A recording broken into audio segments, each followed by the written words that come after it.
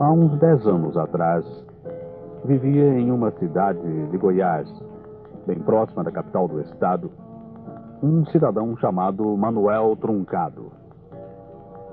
Ele era casado com uma mulher pacata e jovem, chamada Maria. O casal tinha 3 filhos: José, o caçula, Marília e Josefa, 2 mocinhas. Manuel Truncado estava com mais de 40 anos e havia lutado muito para sobreviver com sua família. Seu pai fora um fazendeiro no interior de Goiás e Manuel crescera na dura vida de peão. Apesar de as terras serem boas, o pai de Manuel Truncado nunca soubera tirar melhor proveito delas, e com isso a vida para ele sempre fora de luta e sofrimentos. Um dia, o pai de Manuel acabou por perder a fazenda e eles tiveram que se mudar para aquela cidade. Os velhos logo morreram e Manuel teve que se ajustar a uma vida para a qual não fora preparado. Trabalhou aqui e ali, mas não conseguiu se firmar em lugar algum.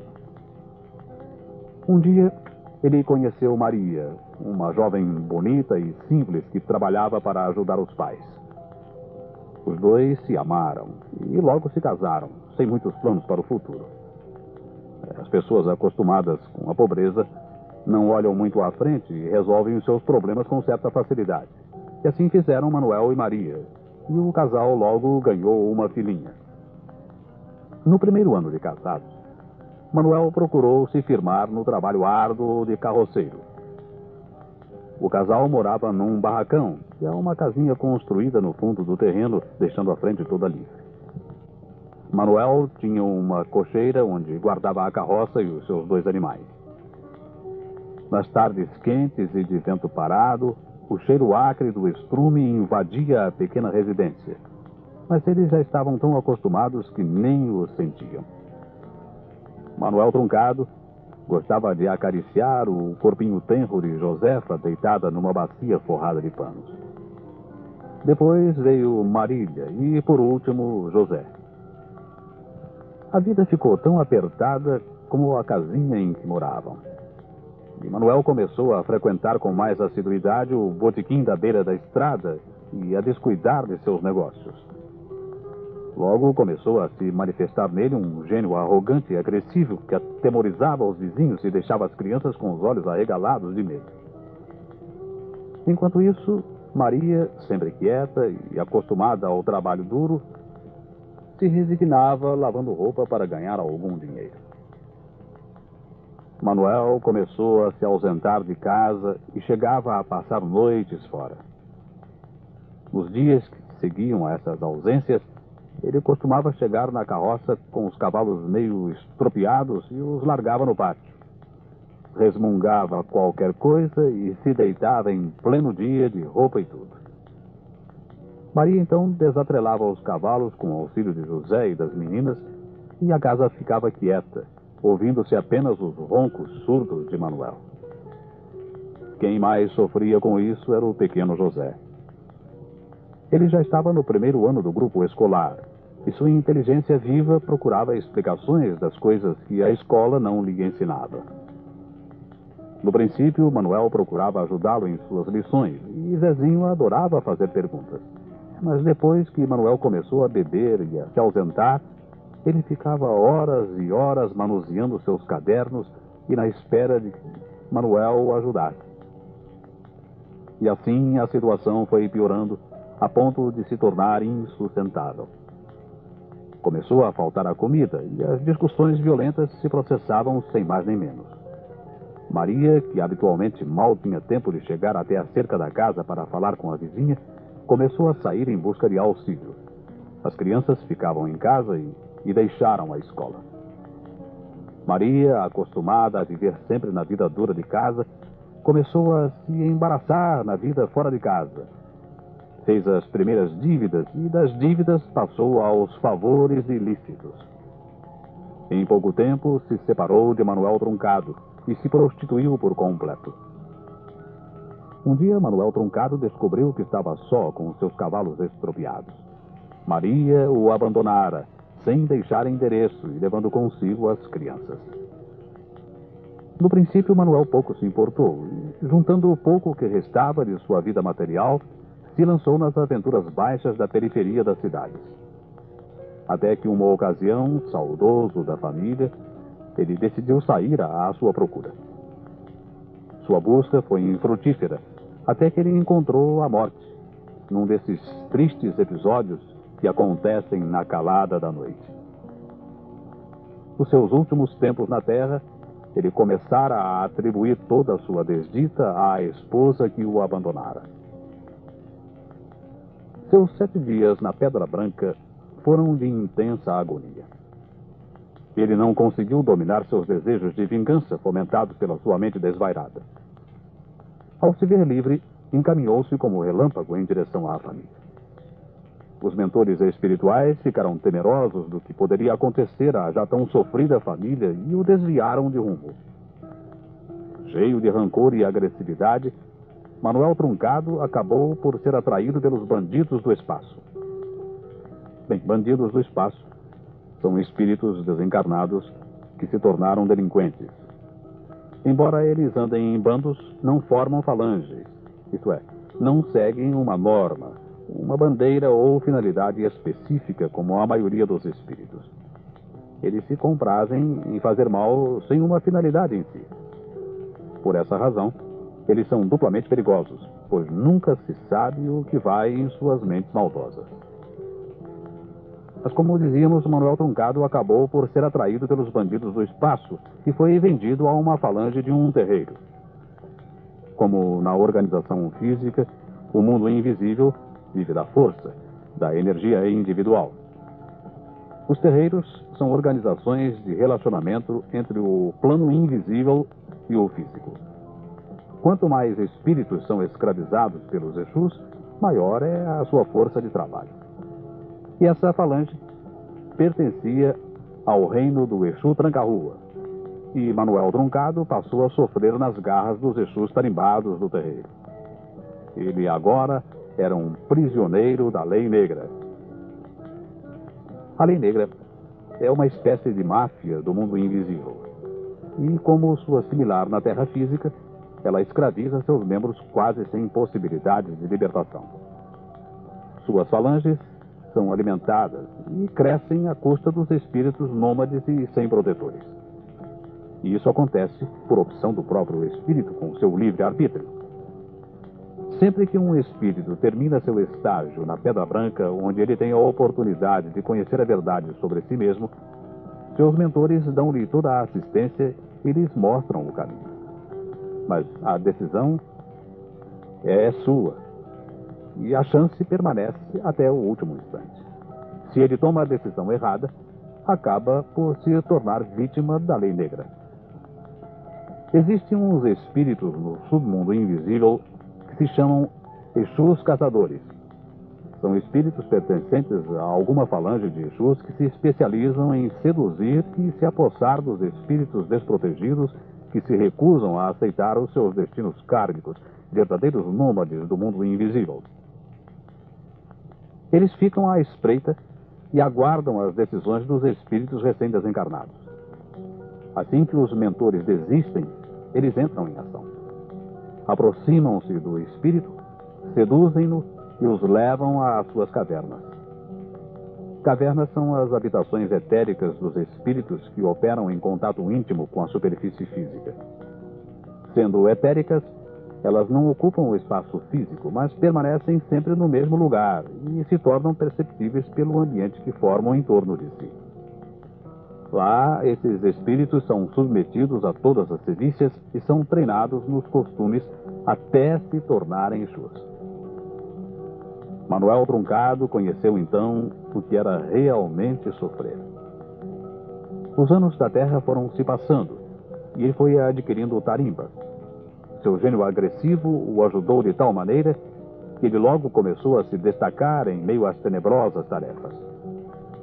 Em pouco tempo, adquiriu o direito de se chamar Exu Tranca-Rua, nome do titular da falange, e passou a ser temido pelos mais ferozes espíritos da falange. Aos poucos, ele foi formando um grupo de adeptos e estabeleceu, então, o seu reino. Com sua esperteza, ele fez um convênio com o Exu Tenório. Esse espírito é um especialista em hipnose magnética, e isso lhe dá uma força terrível no submundo etérico.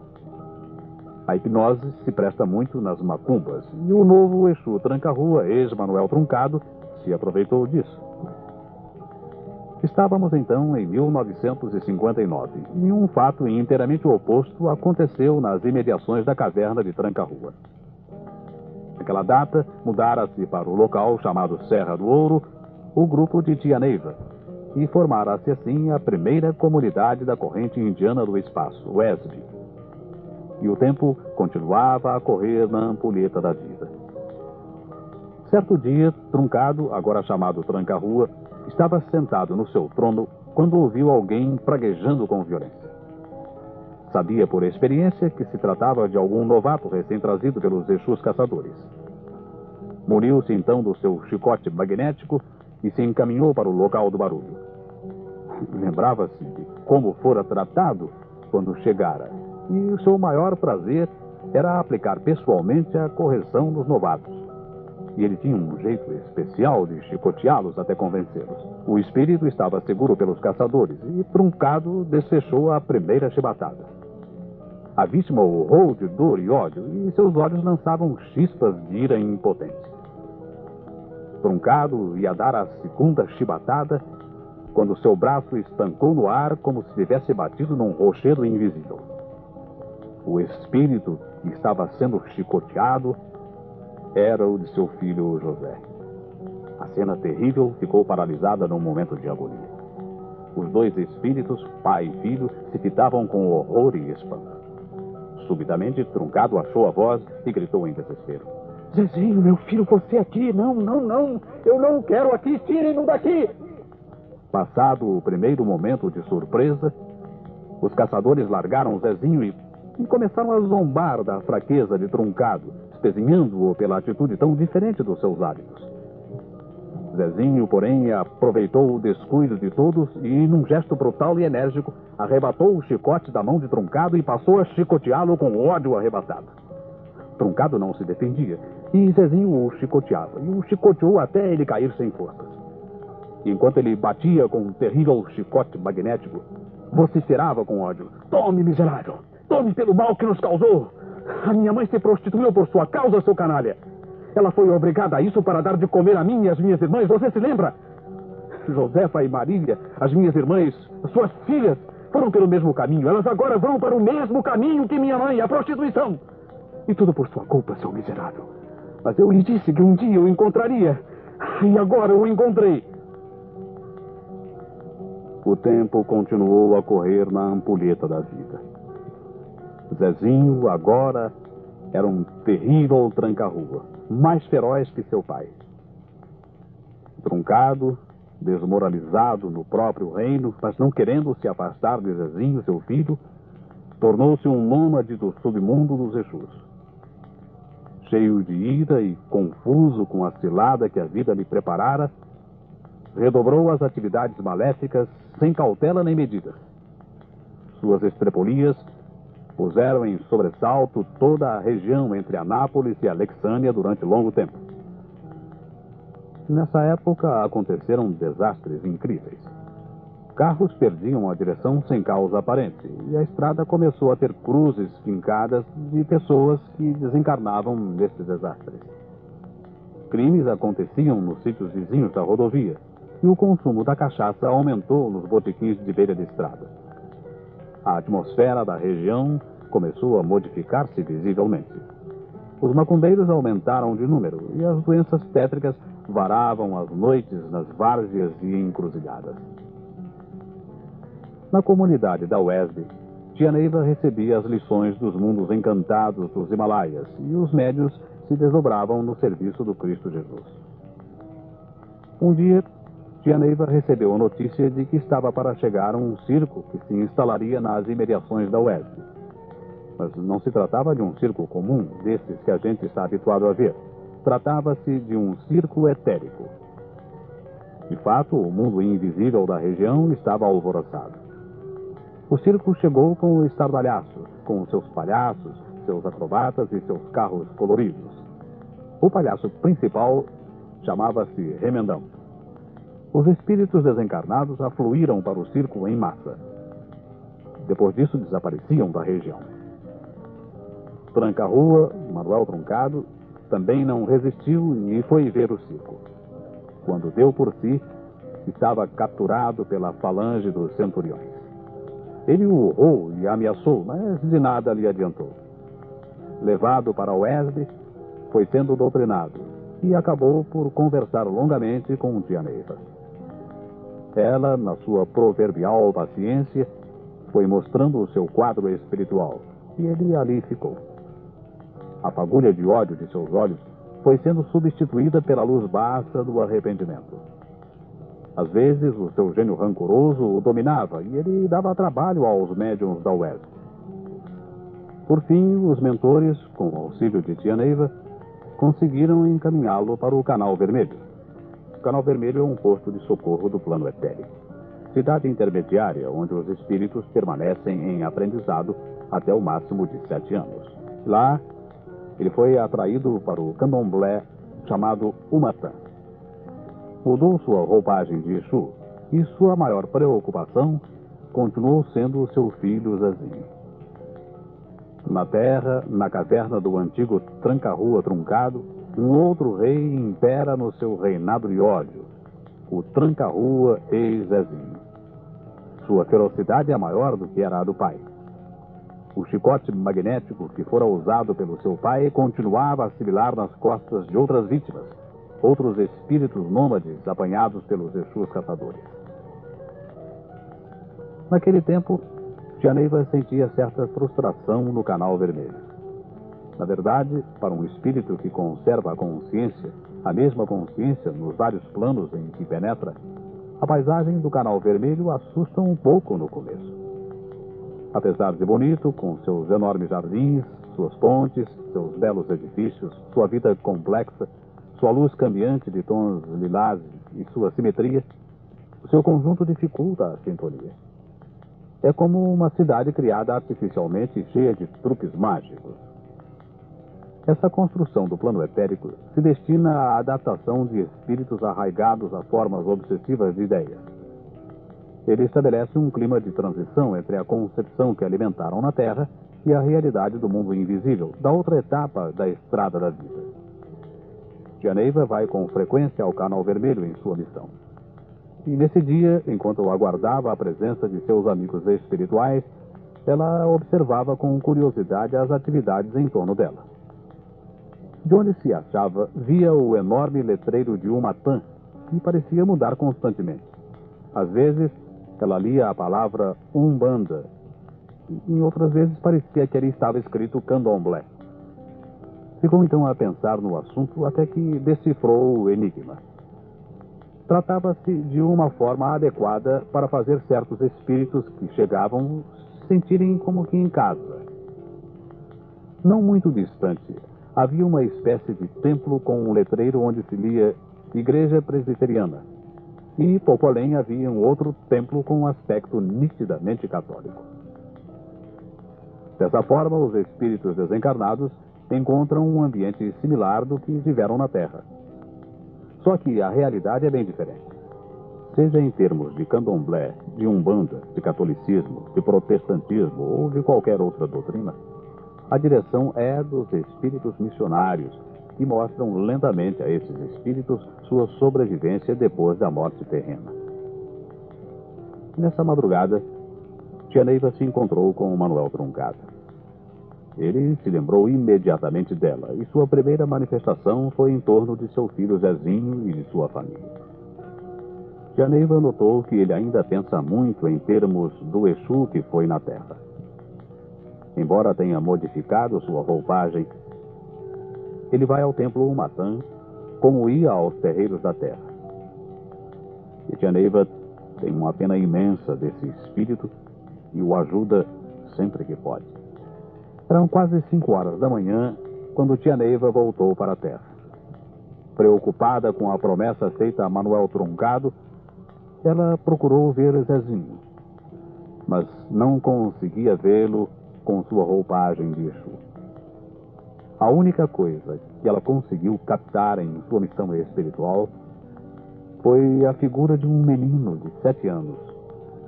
Um menino de 7 anos esperando o pai para lhe ensinar a lição